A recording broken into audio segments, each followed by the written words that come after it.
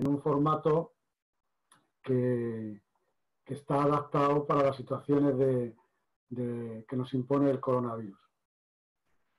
Lo único que quiero recordar es un poco las normas que van a regir este encuentro y los siguientes.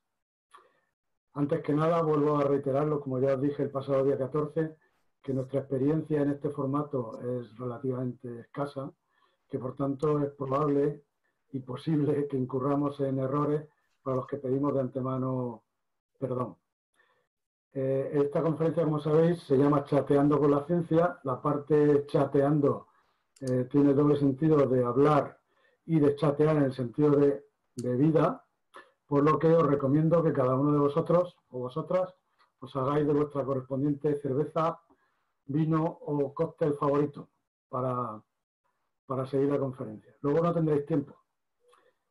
Bueno, la conferencia la estamos haciendo con micrófono cerrado. Os ruego que no la abráis porque cuando somos muchos los participantes y más de dos quieren hablar, pues se monta un grigay importante. Entonces, como ha dicho Fernando, ahora él hará una pequeña introducción. A continuación, la conferenciante Carmen nos hará la conferencia, nos dará la disertación, apoyada en una presentación que compartirá con nosotros. No se puede interrumpir, pero sí podéis hacer los comentarios que queráis a través del chat de la aplicación. Como somos más de 20 personas, no vamos a hacer las preguntas de uno en uno, sino que vamos a encauzarlas a través del chat.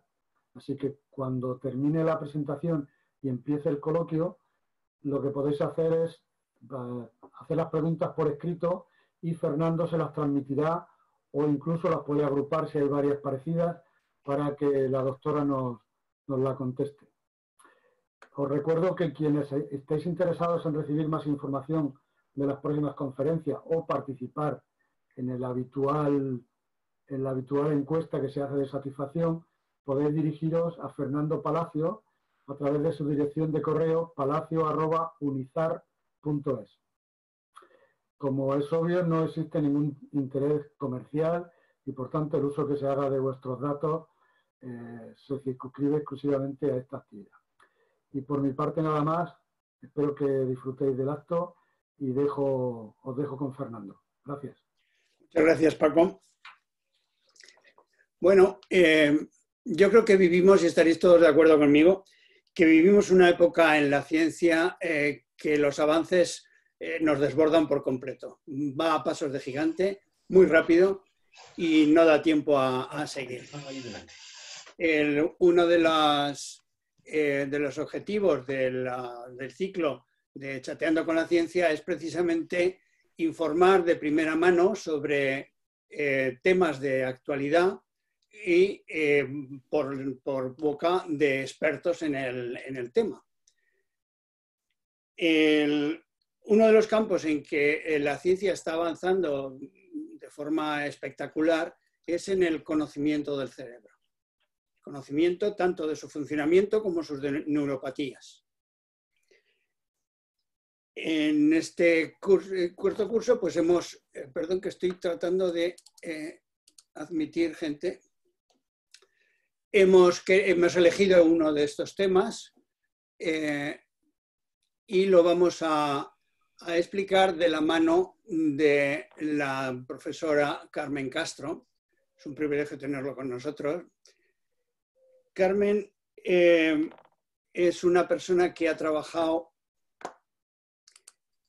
en... Vamos a ver, ¿qué es lo que estoy haciendo aquí? Un segundo nada más. Ay, Dios. Sí, no, se cierra él, el administrador. Sí. Lo veo muy allá.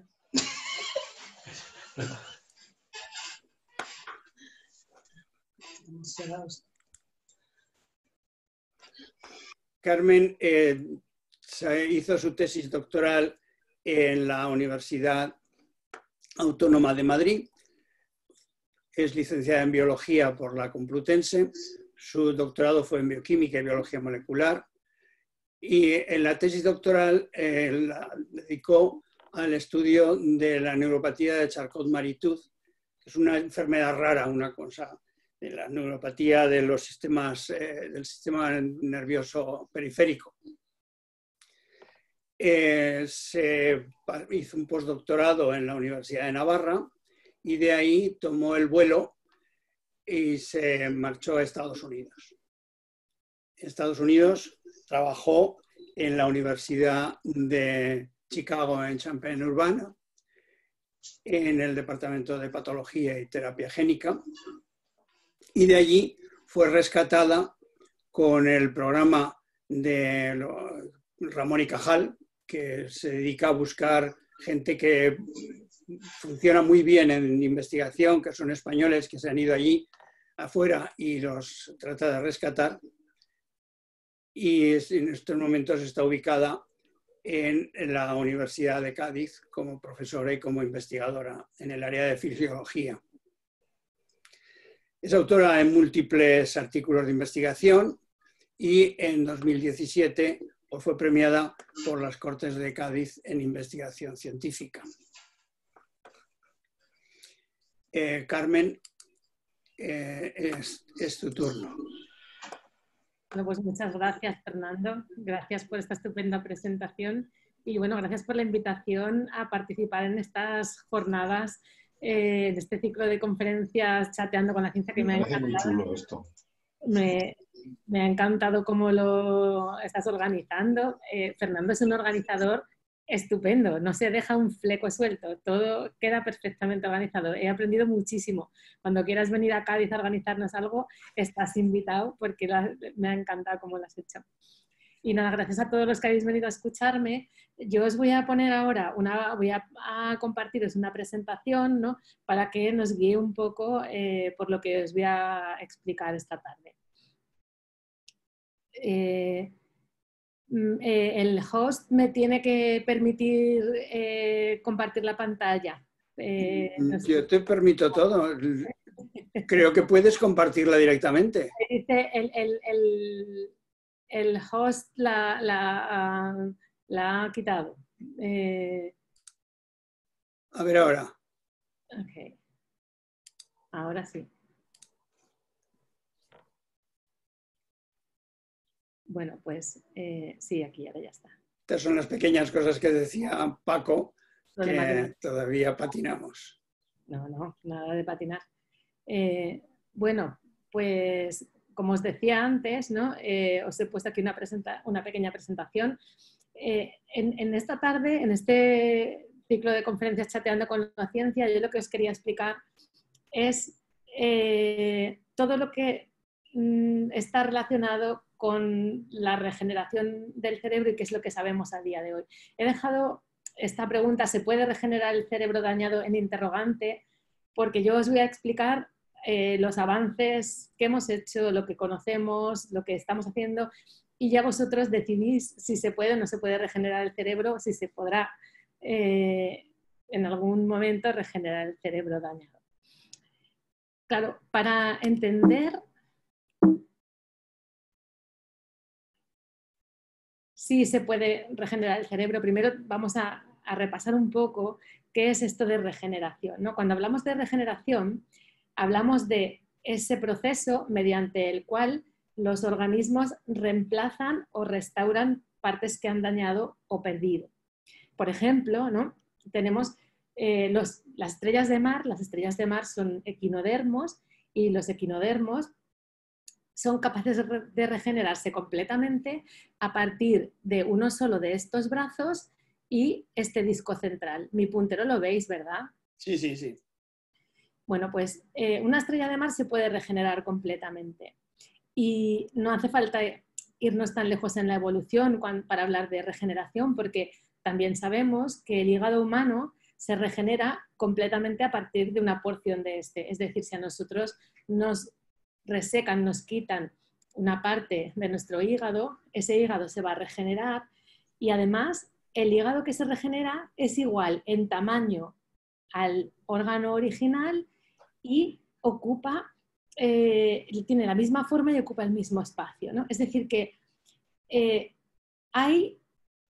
se activan unos mecanismos de regeneración que funcionan en armonía y que al final permiten la regeneración de ese tejido y al final de ese órgano. Ahora, ¿qué pasa cuando hay un daño en el cerebro? Porque nosotros sabemos que tras una regeneración de un hígado, el hígado al final es completamente funcional. Pero nos habremos fijado que en el momento que hay un daño cerebral, la recuperación de la función es muy difícil. ¿Por qué es esto tan complicado? ¿Por qué es tan difícil? Bueno, yo os voy a intentar explicar lo que sabemos hasta ahora, ¿no? Sobre regeneración del sistema nervioso. Pero para entenderlo, es importante que entendamos primero de qué está formado el cerebro, cómo se origina, qué células constituyen el cerebro humano. Todos sabemos que el cerebro humano está formado por neuronas, ¿no? Eso no tenemos ninguna duda. Y las neuronas son esas células que Cajal, nuestro premio Nobel Santiago Ramón y Cajal, describía las neuronas y las dibujaba, no sé si las veis pintadas aquí en este dibujo de estos dibujos que él hacía a mano alzada, las definía como esas células delicadas y elegantes cuyo batir de alas, quién sabe si algún día esclarecerá el secreto de la vida mental. Bueno, pues esas neuronas son unas células que tienen la capacidad de transmitir señales eléctricas. Y mediante esta capacidad de transmitir señales eléctricas, se comunican entre ellas y se comunican con otras células del organismo. De tal manera... Estaba hablando Carmen y ya. De tal manera que mediante estas células podemos controlar el movimiento, las neuronas nos permiten controlar el movimiento porque se comunican con las células musculares. Podemos controlar también el lenguaje, la visión, porque las neuronas se comunican pues, también con las células del ojo. Podemos controlar el equilibrio, la memoria, las emociones, la percepción. Somos capaces de reconocer imágenes. Es decir, esas neuronas son esas células funcionales que son capaces de transmitir señales eléctricas y que coordinan el funcionamiento de todo nuestro organismo. Entonces, ¿cuántas neuronas tenemos? Bueno, pues si uno mira un libro de texto, todos los libros de texto ponen que tenemos 86.000 millones de neuronas. Hace no mucho me llegó un correo electrónico de alguien que decía, soy un redactor del programa Boom de Antena 3, y, que es un programa concurso y queremos poner esta pregunta, ¿cuántas neuronas tiene el cerebro humano? ¿100.000 o 500.000? Entonces yo le mandé todos estos artículos, le digo, mira, tiene exactamente 86.000 millones, tú verás. Pero nuestro cerebro tiene 86.000 millones de neuronas, son un montón. Y estas neuronas, bueno, pues son las que están controlando el funcionamiento de todo nuestro organismo. Pero además, el cerebro humano tiene también células no neuronales. Tiene 84.000 millones de células que no son neuronas. Normalmente cuando pensamos en el cerebro estamos pensando en las neuronas, pero es que para que esas neuronas funcionen, para que esas neuronas puedan llevar a cabo su función de comunicar todos los órganos y de comunicarse todos los órganos con el cerebro, para eso hacen falta también estas células no neuronales. Las células no neuronales más abundantes son lo que se llaman las células de la glía, las células de glía. Y ahora vamos a ver los tipos de células de glía que hay. Y además de las células de glía, en el cerebro tenemos también las células que forman los vasos sanguíneos. Las células que forman los vasos sanguíneos, que son las células endoteliales. Bueno, pues las células de glía, y me gustaría que recordéis el nombre de estas células de glía, porque vamos a hablar mucho de las células de glía en esta charla, y porque vamos a ver que a la hora de regenerar en el envejecimiento, cuando hay un problema, aparece la glía y es la que nos empieza a causar el problema, ¿no? Entonces, vamos a recordar estas células de glía. Las células de glía más abundantes se llaman astrocitos. Se llaman astrocitos porque tienen esta forma de estrella. Aquí tenéis, en esta imagen, un dibujo de Cajal en el que podéis ver cómo Cajal dibujaba estos astrocitos con esa forma de estrella. Y estos astrocitos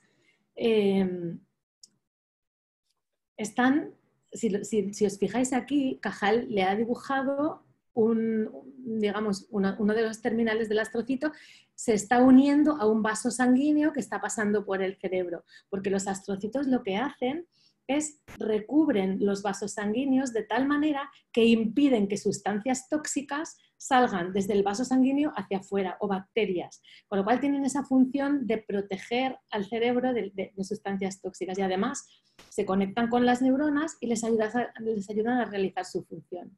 Y una cosa que me gustaría que vierais, que es muy interesante, es que esto que tenéis aquí a la izquierda es un dibujo de Cajal del año 1920 y algo. Y aquí tenéis la imagen que hoy en día podemos ver con técnicas de microscopía avanzada. Esto es una foto que hemos obtenido en un microscopio muy avanzado, y esta es la imagen de Cajal. Si os fijáis, es prácticamente lo mismo. Se ve el vaso sanguíneo, se ven esos astrocitos haciendo conexión. Cajal no solo era un gran neurólogo, un neurocientífico, era un artista. Bueno, pues os he presentado estas células que son los astrocitos. Bueno, además de estos astrocitos, pues están otras células que son, claro, las células de defensa. Nuestro cerebro tiene que tener unas células de defensa. Pues estas células de defensa en el cerebro se llaman las células de microglía. Y son estas células que veis aquí. Esto es una foto en la que se ven estas células de microglía marrón oscuro. Y aquí tenéis un dibujo de cómo las dibujó Cajal, que es prácticamente igual, ¿no? Cajal ahí las dibuja pues entremezcladas con unas neuronas, ¿no? Y aparte de estos astrocitos y de estas células de microglía, pues también tenemos otras células, como son los oligodendrocitos, que ahora os voy a explicar la función que tienen, y como os he dicho, pues las células que forman los vasos, ¿no? Aquí tenéis una imagen de cómo todas estas células que os he explicado, todas estas células no neuronales, están protegiendo a la neurona, facilitando su función. Aquí en medio tenéis una neurona, ¿vale? Y podéis ver cómo aquí tengo un astrocito que me está protegiendo el vaso sanguíneo para que nada desde el vaso sanguíneo salga hacia el cerebro. Es más, a veces es muy difícil que los fármacos lleguen al cerebro porque tenemos estos astrocitos que lo impiden. Y además de estos astrocitos, pues están estas células que os he explicado, que son las células de microglía, que son las células de defensa. Pero luego también os he dicho que las neuronas son esas células que transmiten señales eléctricas. Para transmitir señales eléctricas, la neurona emite una prolongación y esa prolongación es como un cable a través del cual se conduce electricidad. Y esa electricidad es la que me va a conectar el cerebro, por ejemplo, con una célula del músculo o con una célula de la piel o con una célula del ojo.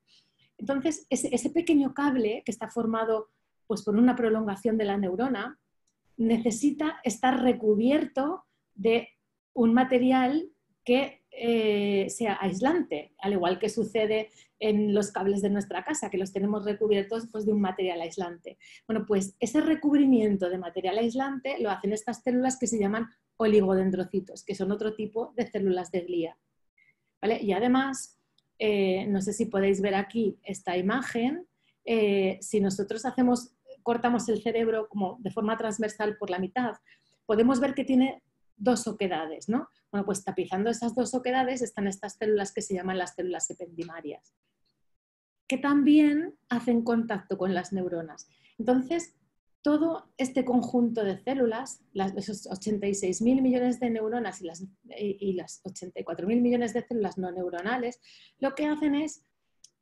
coordinan que ese cerebro pueda controlar todas nuestras funciones, ayudando a la neurona a realizar su función. Se genera entonces ese microambiente, ¿no?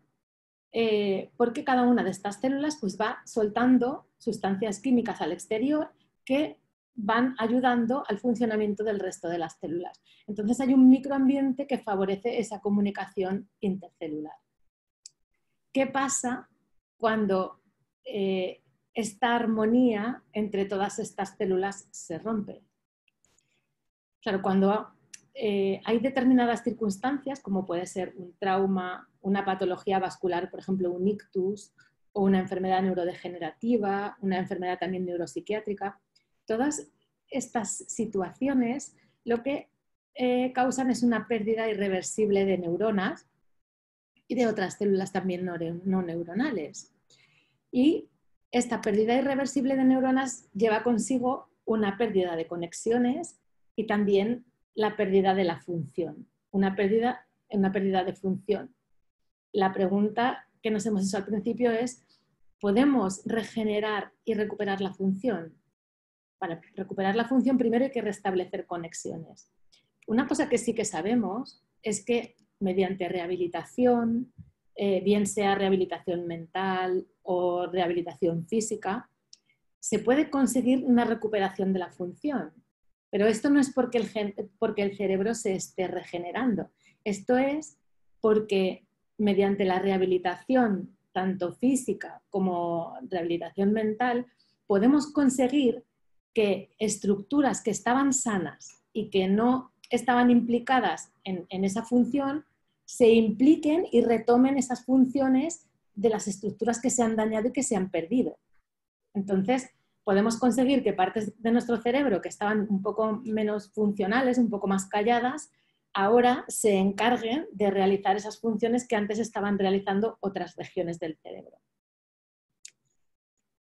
Pero claro, ¿podemos recuperar la función estableciendo conexiones con neuronas nuevas que reemplazan a las neuronas dañadas? Esto sí que ayudaría mucho a esa recuperación, esa regeneración.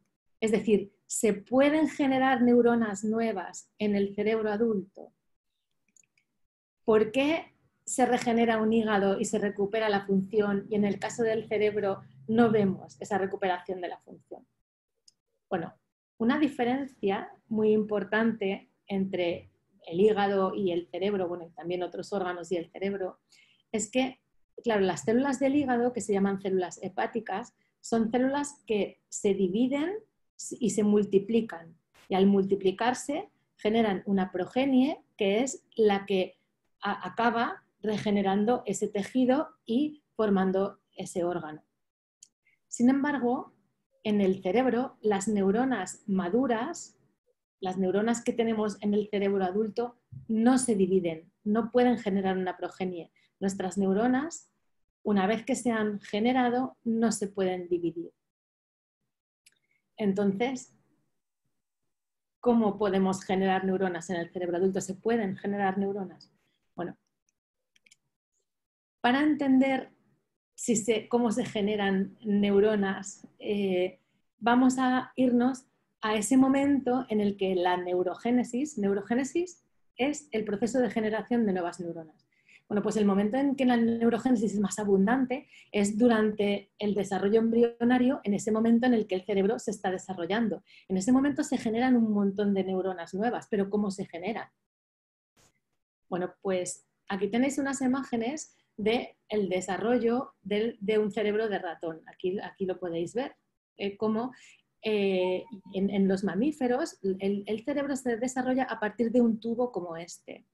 ¿Vale? Este tubo, que es lo que se llama el tubo neural, si lo cortamos en anillos y lo miramos al microscopio, vamos a ver que estos anillos están formados. Aquí veis, esto sería como un anillo y veis unas células que están en verde, en rojo, en naranja.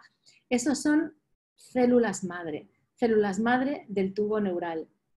Y os habréis encontrado en algún momento pues, algún caso, habréis visto algún caso de defecto en el cierre de ese tubo neural, ¿no? Como es el caso, por ejemplo, de la espina bífida. Si ese tubo neural no se forma correctamente, entonces nuestro sistema nervioso tampoco se forma correctamente. Bueno, la cuestión es que estas células madre neurales que hay aquí, su función no tienen ninguna función específica en el organismo. Su única función es generar neuronas, generar una gran progenie de neuronas que son las que me van a dar lugar a todo este cerebro. Y no solo neuronas, estas células madre también pueden generar esas células de glía que os hablaba, ¿no? Los astrocitos y los oligodendrocitos. Entonces, la pregunta aquí es exactamente qué es una célula madre. a ver, habremos escuchado muchas veces en la prensa, salen las células madre, ¿no? Nos dicen, por ejemplo, hablan de que se guardan las células madre del cordón umbilical, pero ¿qué es una célula madre concretamente? O sea, ¿para qué sirve una célula madre? Una célula madre, como su propio nombre indica, su única misión es generar una progenie. Entonces, una célula madre es una célula que tiene la capacidad de generar células diferentes a ella misma. Claro, no todas las células son capaces de generar células diferentes a ella misma. Por ejemplo, una célula del hígado cuando se divide genera todas células iguales que son iguales a sí mismas. Pero en el caso de la célula madre puede generar células diferentes. Una célula madre embrionaria puede generar células cardíacas, células intestinales, puede generar adipocitos que son las células de la grasa, puede generar células de la sangre, células del hueso, células de la piel o neuronas y otras células neuronales. Entonces, claro, por ejemplo, en ese cordón umbilical que la gente congela, ¿qué células madre hay? Pues en el cordón umbilical que congela la gente hay células madre hematopoyéticas que nos permiten generar células de la sangre. Y, por ejemplo, si una persona tiene una leucemia, pues esas células madre del cordón umbilical le pueden ayudar a rescatar, bueno, sus células sanguíneas de esa leucemia, ¿no? Entonces, cuanto más avanzado está el desarrollo embrionario, la célula madre está más especializada. Al principio, durante el desarrollo embrionario, las primeras células madre son capaces de generar cualquier tipo de célula, pero conforme va avanzando el desarrollo, las células madres se van especializando, unas se especializan en producir células sanguíneas, otras se especializan en producir células neuronales. Y eso es lo que se llama la potencialidad de las células madre. Cuando hablamos de célula madre es muy importante pensar en la potencialidad de esas células madre. En el caso concreto de las células madre neurales, tienen únicamente la potencialidad de producir células neurales, que son las neuronas y esas células de glía de los que os he hablado al principio. Entonces, volviendo a la potencialidad de la célula madre, ¿no?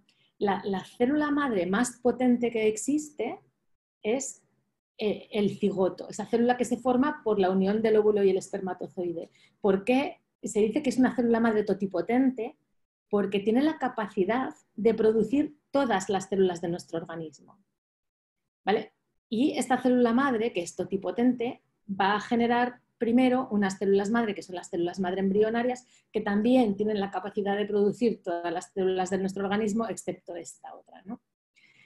Pero, como os decía, estas células se van especializando y aparecen las células madre neurales, estas células madre que os enseñaba que están en ese tubo neural, ¿vale? Esas células madre neurales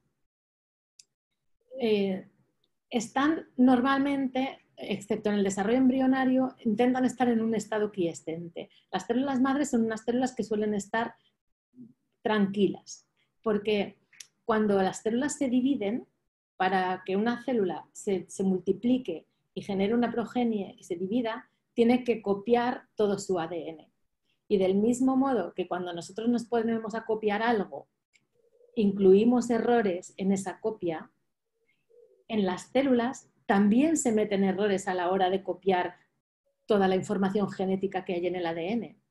Y aunque existen centinelas que se encargan de ver si realmente se ha metido un error y lo corrigen, hay veces que ese error no se acaba corrigiendo y por eso nuestras células se envejecen, por eso envejecemos, porque cada vez vamos generando como células más imperfectas. Entonces, las células madre lo que hacen es intentan dividirse muy pocas veces a lo largo de su vida útil. Y para no tener que dividirse, lo que hacen es, la primera vez que se dividen, generan un progenitor intermedio, que es un progenitor que es prácticamente igual a ellas, pero que se va a dividir muchísimo, y una vez que ya se ha dividido muchas veces, se muere. Y entonces no importan los errores que haya metido en el ADN, ¿no? Este progenitor intermedio que tenéis aquí va a generar unos progenitores un poquito más diferenciados. Por ejemplo, puede generar un progenitor comprometido con la estirpe neuronal, un progenitor que después va a ser irremediablemente una neurona. Y este proceso que veis aquí se llama neurogénesis. También este progenitor intermedio podría generar otros precursores de astrocitos o de oligodendrocitos. Y en este caso, este proceso se llama gliogénesis. Entonces, a partir de una célula madre neural podemos tener bien neurogénesis, bien gliogénesis. Y esto pues, va a depender un poco del entorno. Lo que sí está claro es que estas células madre que están en este tubo neural, al final son capaces de generar este cerebro completo y es un cerebro que se va generando desde dentro hacia afuera. ¿Vale? Y si os fijáis en esta estructura de aquí, que no es más que una imagen de un cerebro cortado de forma transversal, como si cortáramos el cerebro por aquí, podéis ver que tiene como dos oquedades. Bueno, esas dos oquedades es lo que queda del interior de ese tubo neural a partir del cual se forma el cerebro. Como el cerebro se va formando desde dentro hacia afuera, al final pues queda esas dos oquedades que son como los restos del interior del tubo. Y vamos a ver que tienen una gran importancia a la hora de regenerar el cerebro. Entonces, una característica de estas células madre neurales es que nosotros, aparte de obtenerlas del embrión, ¿no? Que no es un sitio de donde se puedan obtener células madre, porque obviamente éticamente no está admitido, sí que podemos obtener células madre neurales, por ejemplo, a partir de otras células del adulto. Si nosotros nos hacemos un raspado de la piel, un raspado profundo, que haga un poquito de herida, de ahí salen unas células que se llaman fibroblastos, y esos fibroblastos se pueden cultivar en presencia de factores reprogramadores y esta reprogramación va a producir células madre que se llaman pluripotentes inducidas. Y estas células madre pluripotentes inducidas nos producirán una célula madre neural. ¿Qué ventaja tiene esto? Pues ahora mismo tiene una ventaja enorme, y es que estas células madre que nosotros obtenemos transformando las células de la piel nos permiten cultivarlas in vitro, ¿no? Podemos cultivar estas células madre que hemos obtenido a partir de nuestras células de la piel y podemos obtener lo que se llaman los organoides cerebrales. Estos organoides cerebrales o cerebroides, ¿no? Son cerebros en desarrollo. Aquí tenéis lo que sería el cerebro en desarrollo de un ratón que lo hemos desarrollado in vitro. Y si os fijáis en esta imagen que tenéis aquí, así se vería un corte de un cerebro de ratón en desarrollo, y esto sería lo que se ve en el organoide cerebral. Es prácticamente idéntico, no hay diferencia. Entonces, ¿para qué nos sirven estos organoides cerebrales que nosotros podemos generar a partir de células madre? Pues porque de esta manera yo puedo tener una estructura cerebral de un ser humano, por ejemplo, que tenga una patología. Y en ese organoide cerebral yo puedo probar fármacos, yo puedo ver el efecto de algunas mutaciones. Los organoides cerebrales ahora mismo son una herramienta sin límites, porque podemos hacer una medicina más personalizada, ¿no? Una medicina más dedicada a ver qué fármaco necesita ese individuo, no la patología en sí, sino específicamente un individuo. Bueno, esto es simplemente una curiosidad, quería que vierais todas las posibilidades que nos dan las células madre neurales. No tiene nada que ver, bueno, sí, un poco con la regeneración del cerebro, pero sí que es una herramienta muy poderosa. La pregunta del millón es, sabemos que tenemos células madre en el embrión, esas células madre producen neuronas, pero a nosotros lo que nos interesa es que esas células madre permanezcan en el adulto. ¿Se mantienen estas células madre en el adulto o ya desaparecen en el momento del nacimiento? Es decir, ¿se pueden generar neuronas en el cerebro adulto? Bueno, ya Cajal en algunos de sus dibujos nos muestra un esbozo de un progenitor en un cerebro adulto. Pero, desgraciadamente, Cajal inició el dogma de la no generación de nuevas neuronas en el adulto. Porque Cajal decía que una vez terminado el desarrollo embrionario, las fuentes de crecimiento y de regeneración de los axones y las dendritas se secaban irrevocablemente. Cajal decía que en los centros nerviosos las vías de comunicación eran unas vías a término, eran inmutables. Todo podía morir, nada podía regenerarse. Y él terminaba diciendo, será labor de la ciencia del futuro cambiar este decreto tan duro. Esto lo escribió Cajal en su libro de generación y regeneración del sistema nervioso. Bueno, pues la ciencia del futuro nos llega... Voy a enchufar el ordenador. La ciencia del futuro llega en 1967, cuando este científico que veis aquí, Joseph Altman, descubre que en el cerebro postnatal de la cobaya existen unas células que se multiplican y que pueden generar neuronas.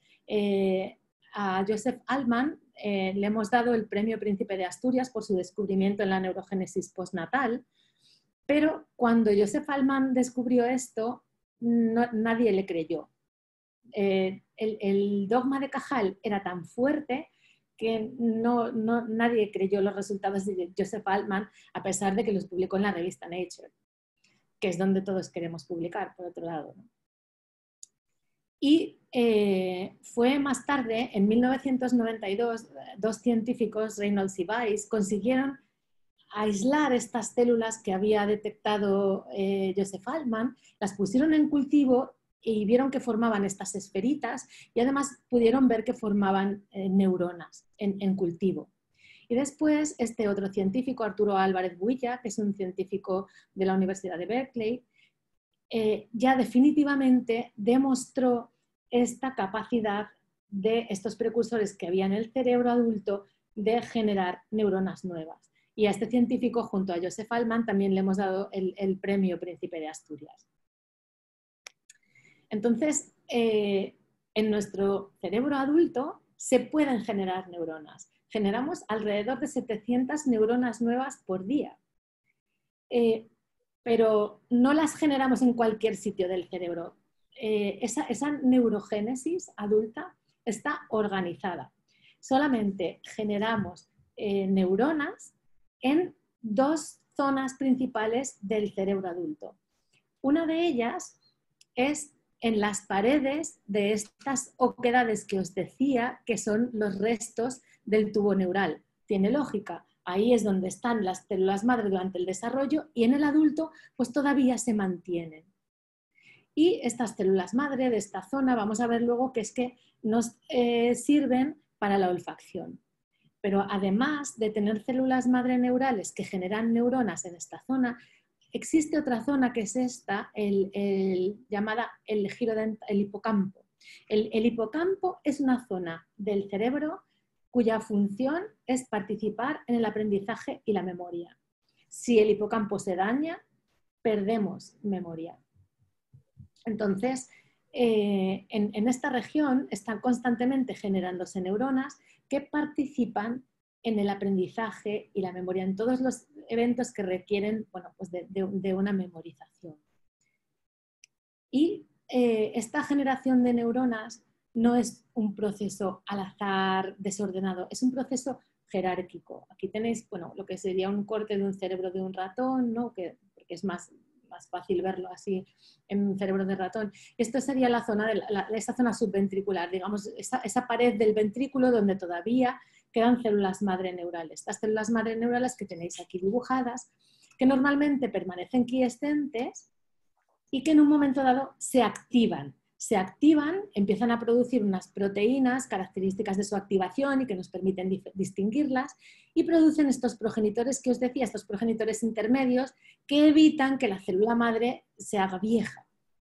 Y estos progenitores intermedios en esta zona concretamente y particularmente producen unos precursores de neurona, unos neuroblastos, ¿vale? Que van a dar lugar a unas neuronas que van a migrar hacia el bulbo olfatorio. Aquí en esta imagen, no sé si la veis, yo es que la tengo tapada por las imágenes de vosotros, pero se pueden ver cómo aquí en el bulbo olfatorio hay neuronas que son unas neuronas inhibitorias, que lo que hacen es, nos permiten, por ejemplo, diferenciar olores, porque lo que hacen es que modulan, controlan la señal de entrada de los diferentes olores. Es decir, nosotros podemos distinguir el olor de una naranja, de un pomelo y de un limón, que son prácticamente parecidos, porque la señal de entrada de esos olores está modulada a distintos niveles de tal manera que nos permite diferenciarla.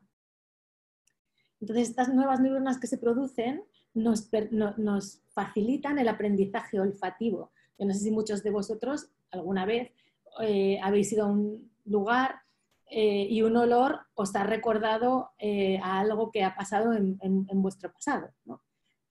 Bueno, gracias a este aprendizaje olfativo que además nos permite relacionar esos olores con otras cosas, ¿no?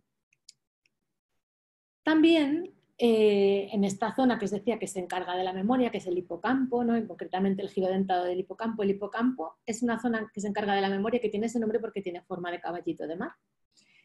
Bueno, pues aquí hay células madre que están en estado quiescente y que pueden producir unos progenitores que después me van a producir un progenitor de neurona, un neuroblasto, y luego se van a empezar a diferenciar, a transformar en estas neuronas maduras, que son las que luego van a facilitar el aprendizaje y la memoria. Pero una característica de esta zona es que este paso a neuronas se puede ver, digamos, interrumpido porque esta célula madre a veces me puede dar un astrocito. Si la célula madre me da un astrocito, son menos neuronas que yo voy a tener. Y muchas veces estas células madre producen un astrocito y mueren, entonces digamos que este reservorio de células madre va disminuyendo. Entonces, como os decía, la neurogénesis, la generación de nuevas neuronas, es necesaria para la memoria, ¿no? Y nos permite, por ejemplo, separar patrones. Yo no sé si veis aquí en estas imágenes todas estas señales que para vosotros son completamente diferentes, si lo pensáis bien, son idénticas. Son triángulos rojos con el centro blanco y en medio un dibujo negro. Sin embargo, cada una de ellas nos indica una cosa diferente y viendo una somos capaces de separarla completamente, mirar por ejemplo estas dos, ¿no? Somos capaces de separarlas completamente y nos indican cosas completamente diferentes. Y nuestro cerebro es capaz de separar estos patrones porque aparecen estas neuronas nuevas que van haciendo conexiones nuevas y que nos permiten separarlos. Yo no sé si os ha pasado alguna vez, o por lo menos a mí me pasa, para mí es muy difícil distinguir patrones en las caras de individuos asiáticos. Yo veo individuos asiáticos y me parecen muy parecidos. Sin embargo, soy capaz perfectamente de distinguir a los caucásicos. Esto es porque nosotros, mediante esta neurogénesis, aprendemos a separar patrones, pero los patrones que aprendemos a separar son aquellos que nos permiten distinguir a nuestra madre. Es decir, si nuestra madre es caucásica y es el primer rostro que vemos, vamos a empezar a aprender a separar patrones para poder distinguir ese rostro de nuestra madre. Por eso es muy difícil distinguir un rostro asiático si nuestra madre no es asiática, por ejemplo, ¿no? Entonces, bueno, esta neurogénesis del hipocampo participa en la separación de patrones y en la memoria. Pero no es un proceso estático, es un proceso dinámico y hay factores que la estimulan. Cuando nosotros ejercitamos la memoria de miles de maneras que podemos ejercitar la memoria, estamos induciendo esa neurogénesis, estamos estimulando la generación de esas neuronas que además nos van a ayudar a tener más memoria todavía. El ejercicio físico y particularmente correr también se ha demostrado que estimula la neurogénesis. Lo de correr lo digo porque es que ahora están apareciendo estudios que dicen que es que o correr o nada, o sea que lo del tenis regular. También participar en entornos enriquecidos en estímulos estimula la neurogénesis. Viajar, conocer sitios nuevos, conocer gente nueva, cambiar de trabajo. Esos entornos enriquecidos en estímulos, cosas que nunca hemos visto, también estimulan la neurogénesis. Y las relaciones sociales también estimulan la neurogénesis. Y lo mismo que hay factores que estimulan la neurogénesis, bueno, me olvidaba de uno de los más importantes, que es la vitamina D. Esa vitamina del sol, ahora mismo sí que se está viendo que es un factor realmente importante para estimular la neurogénesis. Y en nuestro país, bueno, en verano bien, pero en invierno tenemos que tener cuidado porque muchas veces podemos tener una deficiencia de vitamina D. Bueno, y lo mismo que hay factores que estimulan la neurogénesis, también hay factores que disminuyen la neurogénesis. Por ejemplo, el estrés disminuye la neurogénesis. La depresión es una patología que disminuye la neurogénesis y, de hecho, muchos antidepresivos estimulan la neurogénesis. La deprivación de sueño disminuye la neurogénesis y en el envejecimiento la neurogénesis también se ve un poco disminuida. Tenemos suerte los seres humanos porque si os fijáis aquí en esta curva se ve cómo disminuye la neurogénesis en el ratón, un montón a lo largo de su vida, pero en nosotros la disminución realmente hay, pero no es tan grande. Lo que sí está claro es que conforme avanza la edad, al final somos capaces de generar menos neuronas en esa zona que se encarga de la memoria y entonces podemos tener una disminución de la función cognitiva, tenemos más dificultad para separar patrones y además aparecen cambios en los estados de ánimo y un poquito de ansiedad cuando disminuye esta neurogénesis. ¿Pero por qué disminuye la neurogénesis en el envejecimiento o en modelos de neurodegeneración? Pues una cosa que se ha visto es esto que os explicaba antes, que aunque esta zona está preparada para generar constantemente neuronas, durante el envejecimiento este paso a astrocito es muy común y está muy activado. De tal manera que las células madre producen astrocitos y al final se acaba agotando este pool y no se generan suficientes neuronas. Entonces, bueno, esto es algo en lo que también nosotros en nuestro laboratorio trabajamos, ¿no? Intentando evitar este cambio de esta célula madre a este astrocito. La cuestión es qué es lo que hace que una célula madre ahora decida producir un progenitor y llegar a neurona o producir un astrocito. ¿Qué es lo que determina que una célula madre se convierta en una neurona o no? Bueno, las células madre, su destino está determinado por todas las células que tienen alrededor. Normalmente una célula madre está quiescente porque le están llegando señales del entorno que le están indicando que tiene que mantenerse quiescente. Pero cuando le llegan las señales adecuadas, señales que se llaman factores de crecimiento, estos factores de crecimiento van a estimular su división, van a estimular su expansión y esta célula madre va a producir un progenitor, ¿no? Este progenitor neural que decíamos antes, y este progenitor también se va a dividir, pero cuando le llegue la señal adecuada me producirá un progenitor de neurona. Si esta señal que tenemos aquí no le llega, me va a producir un progenitor de astrocito, que es el que no quiero. Entonces, necesito estas señales. Y esta neurona, cuando le llegue este progenitor, cuando le llegue la señal adecuada, que es esta, me va a transformar el progenitor en una neurona madura.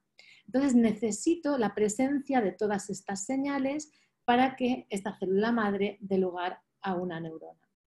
Y todas estas señales, que se llaman factores de crecimiento, son lo que constituyen un nicho neurogénico. En el cerebro solo tenemos dos nichos neurogénicos, como os he explicado antes. Ese que está en las paredes del ventrículo y el que está en esa zona encargada de la memoria. Dos nichos neurogénicos únicamente.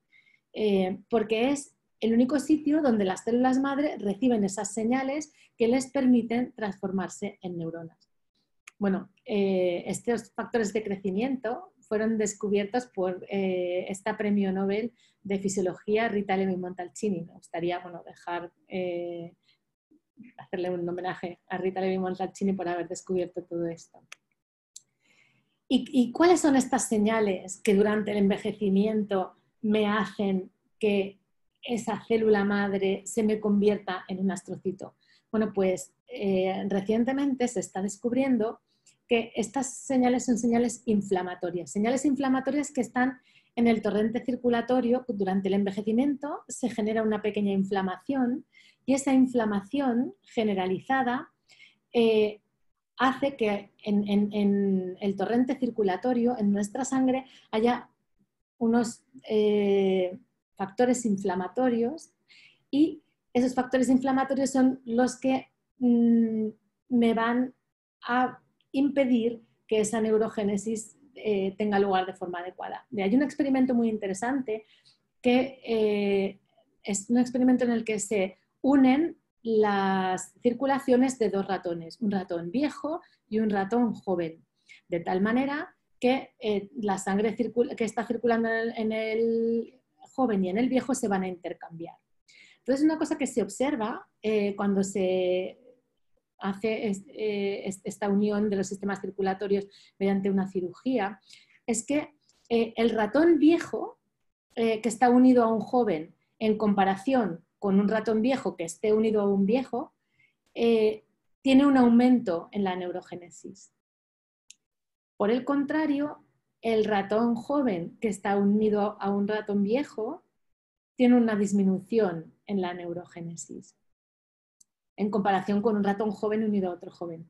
Es decir, que del joven al viejo están pasando factores de rejuvenecimiento y viceversa, del viejo al joven están pasando factores de envejecimiento que me están aquí, en este caso, aumentando la neurogénesis y en este disminuyéndolo. Son factores inflamatorios que están en el torrente circulatorio y que están afectando a esa neurogénesis.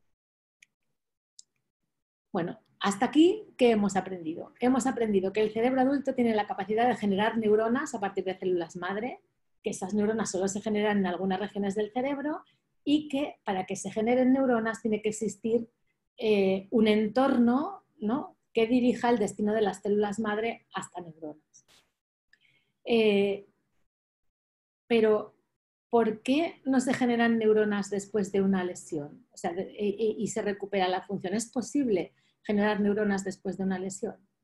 Bueno, pues vámonos a las lesiones, ¿no? Esto ya son cosas que hacemos en mi laboratorio. En mi laboratorio hemos podido ver que cuando hay una lesión cerebral, las células madre de estas regiones de la zona subventricular y del hipocampo se activan y empiezan a producir estas células que se llaman neuroblastos, que son los precursores de las neuronas, y además intentan migrar hacia la lesión. O sea, hacen este camino e intentan llegar hasta aquí. El problema es que no llegan y además, bueno, en esta región empiezan a aparecer también precursores que ahora mismo no está muy claro por qué aparecen, si surgen a partir de otras células.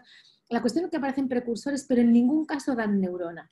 Y lo que sí aparece una enorme cantidad de células de glía y de células del sistema inmune que van a secretar un montón de factores inflamatorios que van a impedir que estas células lleguen hasta aquí. En estas imágenes aquí podéis ver lo que sería un corte de un cerebro de un ratón. Esto es esto es la lesión que le hacemos, ¿vale? Y si os fijáis aquí, aquí en azul, todo esto azul son precursores indiferenciados que podrían dar lugar a neuronas o podrían dar lugar a células de glía o astrocitos. Sin embargo, si miramos aquí, lo que vemos es que todos estos precursores al final me dan astrocitos. Al cabo de 7 días yo tengo solo células de glía. Y si miro las neuronas, que tendrían que aparecer aquí en azul, veis que no hay ninguna célula azul, son todas celulitas verdes. ¿Cuál es el problema? O sea, ¿por qué no se generan neuronas en la lesión? Pues porque estas células del sistema inmune están secretando unas señales que impiden que se generen neuronas. Pero las neuronas se están generando aquí y están intentando migrar y estas podrían generar neuronas. Sin embargo, no lo hacen, ¿no? Entonces, ¿cómo podemos reparar esto, ¿no? ¿Cómo podemos cambiarlo? Bueno, lo primero que hay que hacer es identificar esas señales que impiden la neurogénesis en las lesiones identificar las células que las producen y modificar su actividad. Entonces, ya para finalizar la charla, quiero explicar un poco más o menos qué es lo que hemos venido haciendo en nuestro laboratorio, ¿no? En nuestro laboratorio hemos identificado que en estas células progenitoras, las que se pueden convertir en neuronas, en su superficie, la superficie de las células se llama la membrana. Bueno, pues atravesando esa superficie de la célula hay unas proteínas que son las que van a liberar las señales hacia el exterior. Y esas señales sería esta bolita que veis aquí como en rojo. Entonces, para que esta señal se libere, hace falta que esta otra proteína que está aquí, que es como unas tijeras, corte a esta proteína por aquí, de manera que la señal se libere y luego vuelva a ser reconocida por la célula. Y una vez que esta señal es reconocida, se activa un proceso que me transforma esta célula en una célula de glía y no en una neurona. Es decir, todo este proceso me acaba produciendo células de glía, esas células que me están llenando el hueco, que sí que son muy útiles porque me generan una cicatriz y ya no tengo un hueco en el cerebro, pero que no me generan función porque no son neuronas. Entonces, ¿cómo puedo yo evitar que se me generen estas células de glía y que no se me generen, que no se me generen estas células de glía y que se me generen neuronas? Pues lo que nosotros hemos hecho, bueno, aquí en esta imagen, si os fijáis en este vídeo, podéis ver, en nuestro laboratorio hemos conseguido ponerle a esta molécula que se secreta un fluorescente rojo y digamos, ponerle un fluorescente verde a la membrana de las células, que no es nada fácil.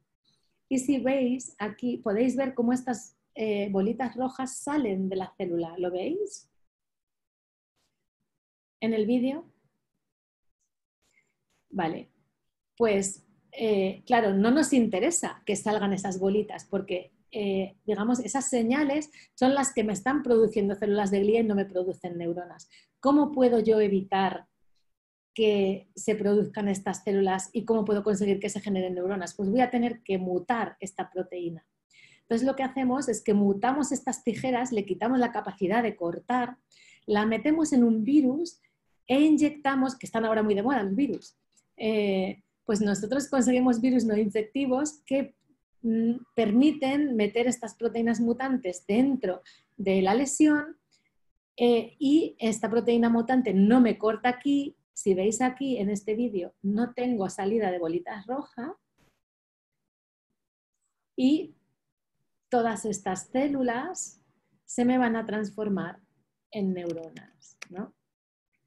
De tal manera que yo puedo conseguir que desde esta zona que os decía que es la pared del ventrículo empiecen a migrar, y esto es una cosa que hemos conseguido recientemente en nuestro laboratorio, que desde esta zona empiecen a migrar neuronas inmaduras hacia las lesiones que luego se convierten en neuronas más maduras. Y ya os dejo con la pregunta, ¿se podrá reparar el cerebro? Pues no sé, como nuestro laboratorio y muchos más, pues hay mucha gente haciendo un montón de trabajo. Nosotros, además de estos mutantes que metemos en virus, hemos conseguido sustancias químicas que hacen el mismo efecto que ese virus. Es otra cosa que estamos haciendo recientemente. Tenemos simplemente sustancias químicas que además no son cancerígenas y que no son dañinas, que además se pueden meter por intranasal y que permiten que ese cerebro pues, dañado se llene de neuronas, ¿no? Entonces, bueno, esperemos que en un futuro próximo, gracias a la labor de un montón de neurocientíficos que están trabajando en esto, se pueda reparar el cerebro dañado. Ya para terminar, bueno, os dejo con una foto de la gente de mi laboratorio, que son los que realmente hacen el trabajo, yo no hago nada. Y nada, muchas gracias por vuestra atención.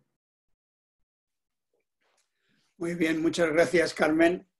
Yo creo que puedes dejar de compartir la pantalla. A ver, te voy a quitar de... no puedes oír los aplausos, pero seguro que has tenido una audiencia elevada, más que la conferencia anterior, Hemos estado todo el tiempo entre 40 y 42 y creo que se va a despertar mucho interés y muchas preguntas. Como os ha dicho Paco, para los que habéis entrado más tarde, las preguntas las hacéis con el chat.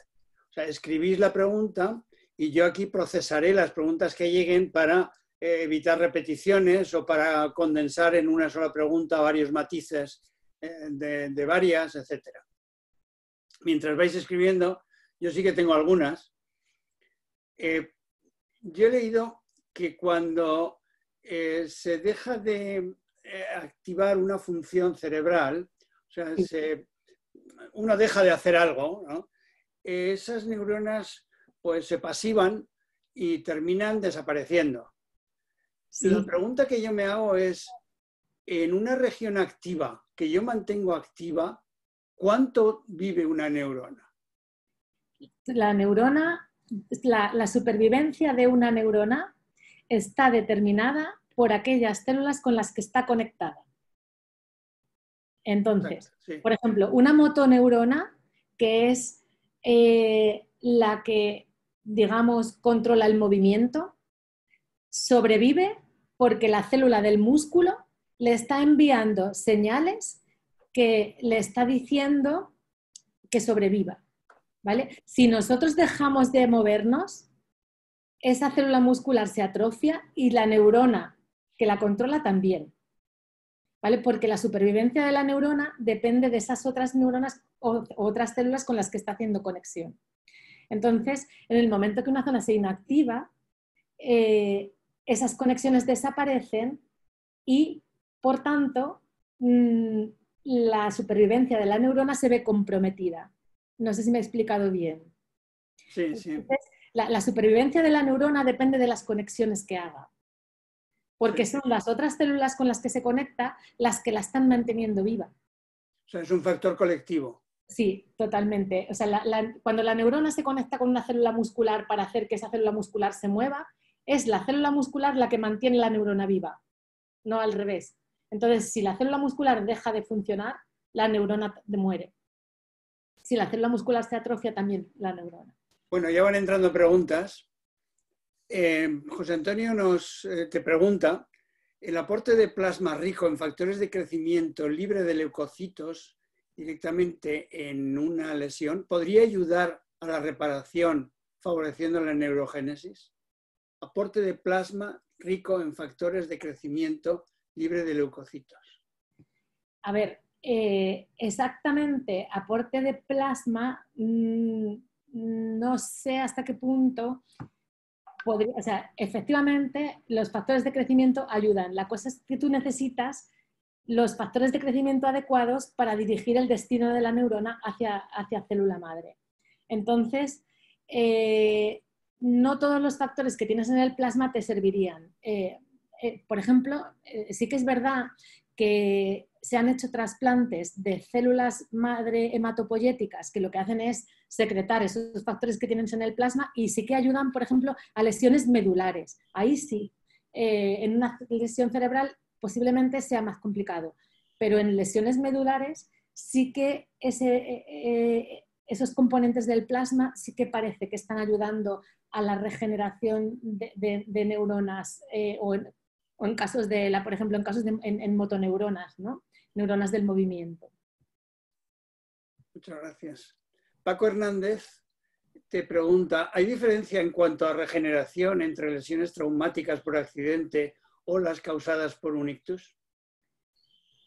Es que todo es muy relativo. Quiero decir, el problema no es qué es lo que genera la lesión, sino el tamaño de la lesión y de la zona lesionada, ¿vale? Entonces, si nosotros tenemos un ictus, lo cogemos rápido, puede ser más fácil que un trauma cerebral muy grande. Depende un poco del tamaño de la lesión, es lo que va a determinar. Cuando la lesión es muy grande, es muy difícil regenerarla, pero si la lesión es pequeña, es muchísimo más fácil. Si os fijáis, las lesiones que yo os he mostrado que hacemos en mi laboratorio son muy pequeñas, ¿no? Porque de momento hemos empezado generando lesiones pequeñas. Entonces, si por ejemplo el ictus es una lesión focal pequeñita, es mucho más fácil regenerarlo que si ya la zona se ha quedado sin oxígeno durante mucho tiempo y la lesión es más grande, ¿no? Depende un poco. Muy bien, muchas gracias. Mira, Javier te pregunta, ¿qué cantidad de neuronas veis que llegan a la lesión que origináis? ¿Se integran las nuevas neuronas en su entorno o degeneran? Y yo te preguntaría en esta línea, una que lo tenía también, es si no viajan por el flujo sanguíneo, ¿cómo viajan esas células desde la neurogénesis, el lugar de la neurogénesis, hasta el centro dañado? Esas preguntas son buenísimas, las dos. La primera pregunta, ¿no? Espera un momento. ¿Qué cantidad de neuronas llegan? ¿Qué cantidad de neuronas llegan? Pues mira, están llegando un montón de neuronas. Hablamos de miles de neuronas llegan a la lesión, ¿vale? Pero lo que llegan son neuronas inmaduras, ¿vale? Nosotros de momento hemos esperado 28 días desde que hacemos la lesión y vemos que llegan pues miles de neuronas inmaduras. Y cuando esperas otros 28 días, pues ahí ya ves que las neuronas van madurando. Y ahora nos acaban de financiar un proyecto para intentar demostrar que esas neuronas nuevas que se han generado tienen señales eléctricas. Pero no te puedo contestar porque todavía no lo hemos hecho. Pero es lo siguiente que vamos a hacer. Por eso me ha encantado la pregunta. Y lo que tú decías, Fernando, también es lo siguiente que vamos a hacer. Porque ahora, eso es la pregunta del millón. ¿Cómo viajan esas neuronas desde la zona neurogénica hacia la lesión? Bueno, pues normalmente viajan apoyadas sobre células de glía que están en el cerebro. Los neuroblastos tienen la capacidad de moverse y viajan apoyadas sobre otras células de glía que están ahí en el cerebro. Y lo que creemos es que ese factor que estamos quitando está ayudando a que se muevan, ¿no? Y otro de los objetivos que tenemos ahora mismo en el proyecto es hacer, digamos, una secuenciación de cada una de estas células que están migrando, lo que ahora se hace, que es single cell sequencing, secuenciar el ADN de una sola célula y ver qué genes son los que se están expresando que me están permitiendo que las neuronas se muevan. Porque sabemos que se mueven pegadas a otras células, pero no sabemos cuáles son los factores que le están ayudando a moverse. Pues esto es el siguiente. Es apasionante la investigación ahí, ¿eh? Sí. Mira, Juan Carlos Bustamante, bueno, me estoy saltando algunos comentarios porque no son preguntas, vale. pero te los voy a resumir. Son aplausos. Sí, ay, qué bien, qué ilusión. Tienes un montón de comentarios en que te dicen interesantísima, muy cercana. O sea, bueno, Juan Carlos Bustamante te pregunta, en segundo lugar has hablado de comunicación eléctrica, sí. Pero al final has hablado de química. Eso es. ¿Qué papel tiene esa conexión química? Bueno, la conexión química es fundamental. O sea, el nicho neurogénico es neurogénico porque hay sustancias químicas que están saliendo de unas células que le están diciendo a otras lo que tienen que hacer. Si esas células no se... Si esas sustancias químicas no salen de las células, entonces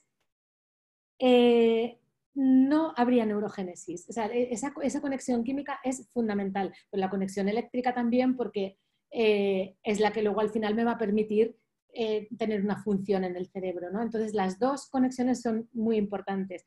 Y las células de la glía, esas células de la glía están mediante sustancias químicas controlando la función de las neuronas, ¿no? Entonces en el cerebro hay esa mezcla de comunicación eléctrica y comunicación química y las dos son muy importantes. Muy bien. Más elogios.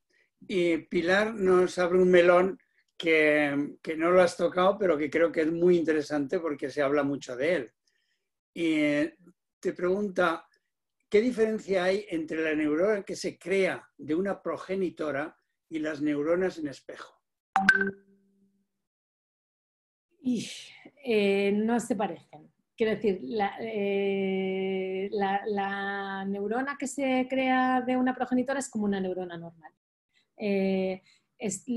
La pregunta es, esa neurona que se genera a partir de una progenitora, claro, se puede convertir en muchos tipos diferentes de neuronas, ¿no?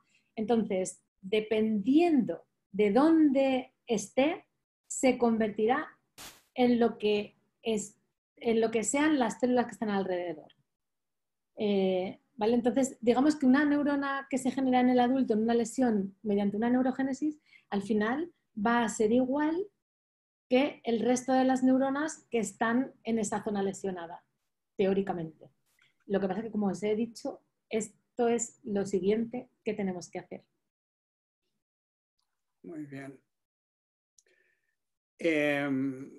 Siguen los elogios y José Alberto te pregunta, para tener neurogénesis, ¿qué ejercicios son necesarios llevar a cabo?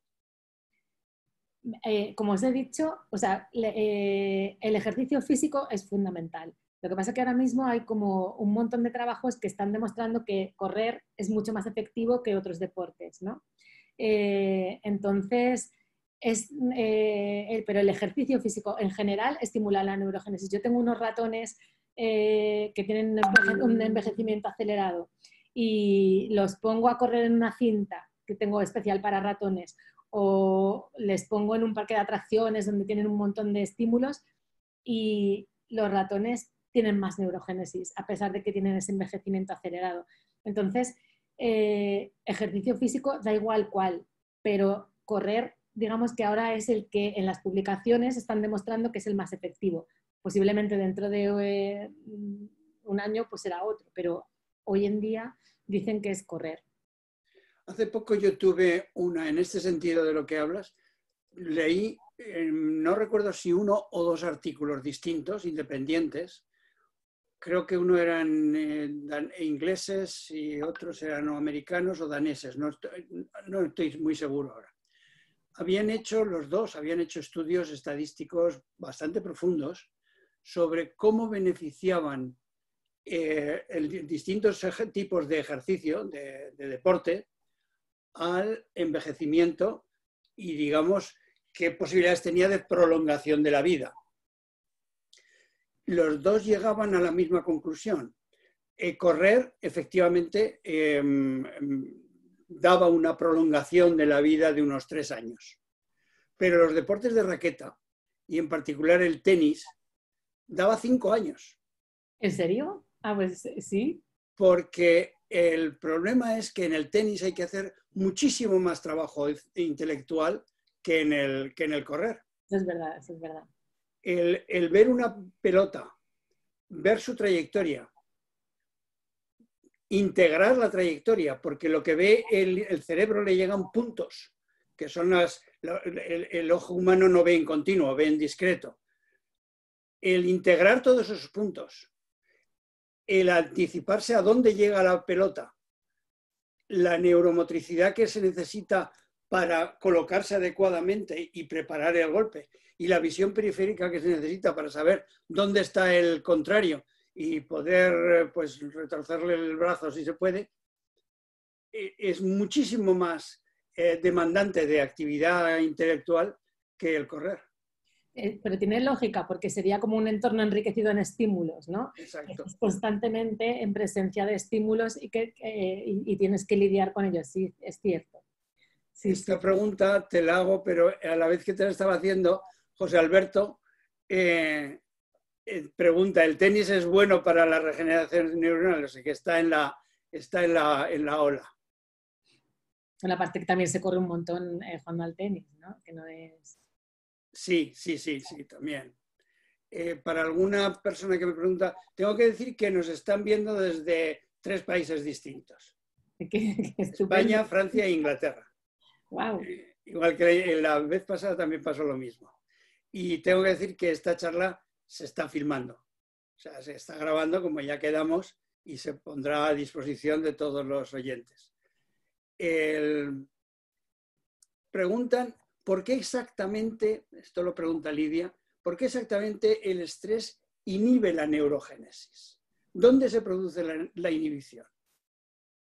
Pues yo creo que, a ver, no lo sé con absoluta seguridad porque no son trabajos que estén completamente determinados, pero el estrés lo que hace es que tu cerebro, tus neuronas, secreten otras sustancias que no son las que normalmente tienes alrededor.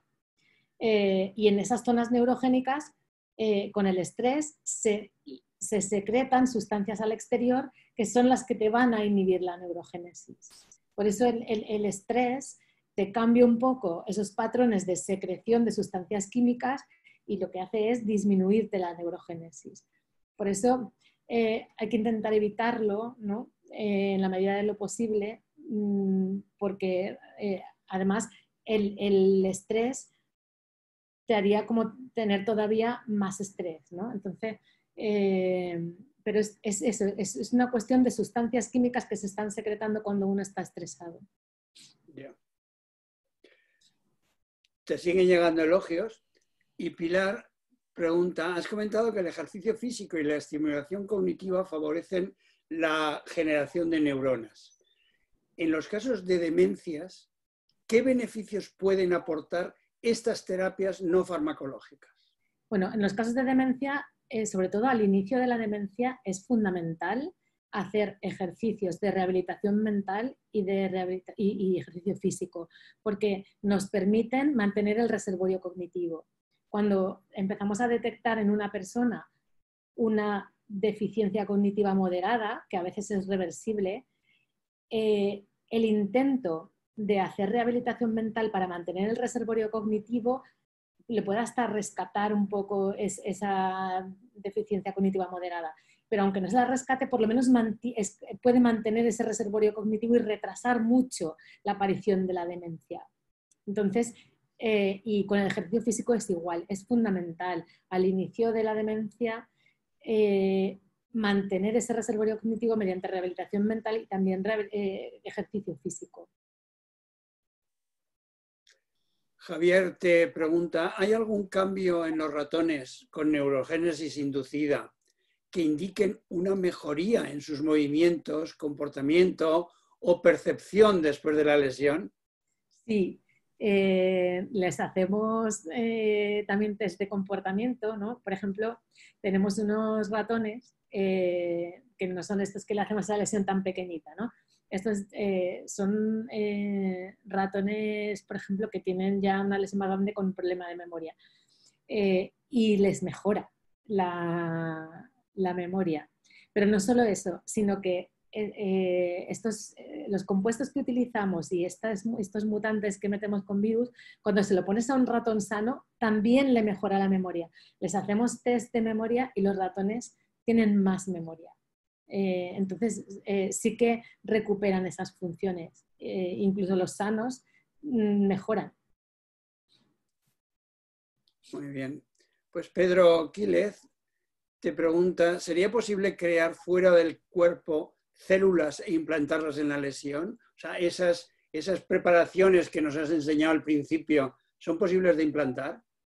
Totalmente. De hecho, bueno, ahora mismo es otra de las opciones terapéuticas que hay. Lo que yo os he contado es una de las opciones, pero hay un montón de trabajos que se están haciendo en trasplantes, por ejemplo, de células, y no solo trasplantes de células que, por ejemplo, se producen in vitro. Es que esto no lo he podido explicar, pero también se hace bioimpresión de células en su entorno, ¿no? Se puede con una impresora 3D imprimir como una especie de cerebrito e implantarlo también, ¿no? Utilizando lo que son, bueno, pues andamiaje, un sistema de andamiaje de colágeno, ¿no? Se puede imprimir con una impresora 3D y trasplantarlo.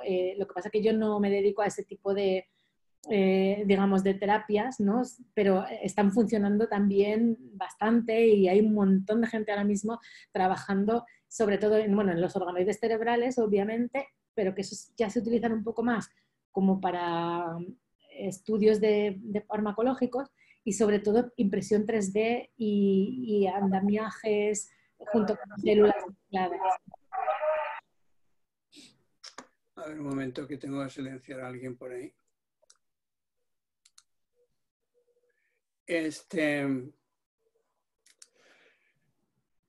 En respecto de esto de la impresión 3D, lo que yo había leído es que lo que haces con la impresora 3D es imprimir lo que has llamado el andamiaje y luego colonizas el andamiaje con células adecuadas. Bueno, lo que pasa es que ahora ya hay impresoras que te sueltan las células también, las bioprinters. Vaya. Esto dentro de poco imprimen un ser humano. Puedes imprimir, bueno, esto lo vi este verano en la Universidad de Oxford, que me quedé impresionadísima, porque tienen una impresión de 3D pues, de poner una zona subventricular con su neurogénesis. Van poniendo las distintas células en distintas capas. Está muy incipiente, ¿no? Pero bueno, es muy interesante. Es increíble. Mira, Lamia desde Francia, precisamente, aparte de elogiar tu charla, te pregunta sobre los viral vectors, o sea, los vectores virales que inoculas en esto. ¿Habéis detectado efectos secundarios como toxicidad y otros? A ver, en el ratón no. Son unos lentivirus que yo tampoco los emplearía directamente en el humano, ¿no? Esos lentivirus lo que nos han permitido es demostrar que esa proteína era el problema. Y ahora, gracias a eso, hemos conseguido unos fármacos que hacen lo mismo, ¿no? Os he mostrado el virus, pero que para lo que nos han servido los virus es para encontrar fármacos que hacen lo mismo. Yo no le pondría el virus como terapia, la verdad.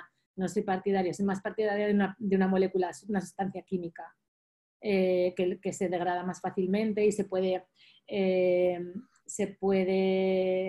llevar al cerebro por vía intranasal, ¿no? Que es mucho más sencillo. Yeah. Bueno, aquí hay una pregunta que sale mucho en prensa, en artículos de estos de periodistas y tal, que hablan de que la pregunta José Alberto, si hacer crucigramas y sudokus estimula el cerebro. Sí que lo hace. Efectivamente, eso es rehabilitación mental. El juego de las parejas, los crucigramas, todo eso estimula, efectivamente. Eso es bueno. Lo que tiene que ser difícil, claro. Imagino que tienes que ser muy persistente, ¿no? Sí, no es cosa de hacerlo ocasionalmente. Tiene que ser cosas que realmente sean un estímulo, ¿no? Claro. Una dificultad, un desafío. Pero, o sea, jugar, por ejemplo, a juegos de memoria, eso ayuda un montón. Ya. Se utiliza mucho en rehabilitación mental. Trivial y parecidos, ¿no? Sí, incluso el típico juego de las parejas que se juega con las cartas de acordarte cuando levantas una, dónde estaba la otra. Pues mis nietos me ganan siempre. Claro. Ahí está. Porque ellos tienen la neurogénesis así, todavía tienen ahí el restillo del postnatal. Bueno, Maite te pregunta, en el mismo sentido que correr y jugar al tenis beneficia positivamente la neurogénesis, ¿caminar también afecta positivamente? Sí, cualquier tipo de ejercicio físico. Lo que pasa es que, como he dicho antes, correr es el que más efecto hace y entiendo que caminar, si caminas lo suficiente, también. O sea, es cuestión de hacer ejercicio físico, ¿no? Entiendo que también el ejercicio físico te disminuye la inflamación periférica, entonces ayuda mucho. Y Pilar pregunta si has detectado alteraciones en el comportamiento, como pueda ser el aumento o la disminución de la neurogénesis de tus ratoncillos en las pruebas que les haces. Sí, como decía antes, cuando nosotros tenemos sustancias que aumentan la neurogénesis y vemos cómo la memoria y el aprendizaje aumentan bastante. Bueno, a ver, incluso en los ratones sanos. Inducimos un aumento de la neurogénesis y vemos que un ratón pues, aprende más rápido y que además tiene más memoria a corto plazo, ¿no? y si esperamos, pues también vemos un poquito más de memoria a largo plazo, sobre todo memoria episódica, ¿no? Memoria espacial y memoria episódica. Bueno, pues yo tengo una última pregunta, pero esta es de Catón, o sea, esta es de principiantes. Al principio de tu charla, tú has mencionado una de esas células gliales que se dedican a filtrar lo que puede salir de los vasos sanguíneos y que no sea aceptable para el cerebro. Es lo que llaman los ingleses la Blood-Brain Barrier, la BBB, o la barrera hematoencefálica, ¿no? Ahora, los dibujos que has puesto, sí. Esas